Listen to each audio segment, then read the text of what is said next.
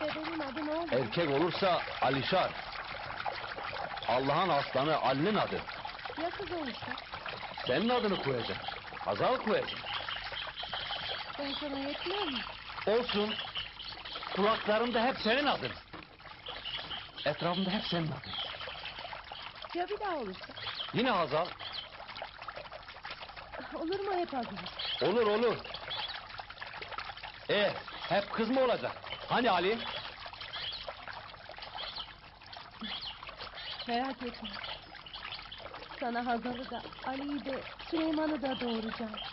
Yeter ki sabret.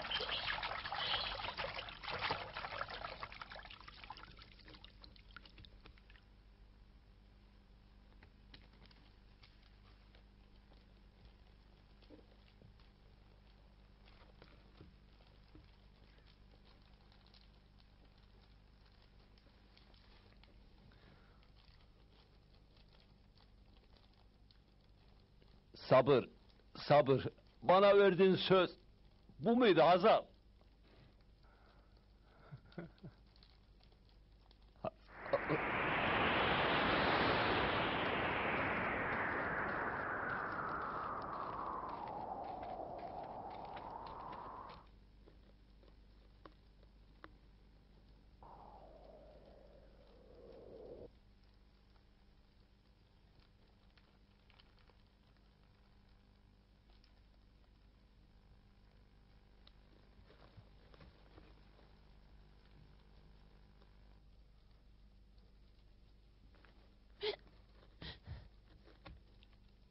Yok, Ses Seda. yok, yok.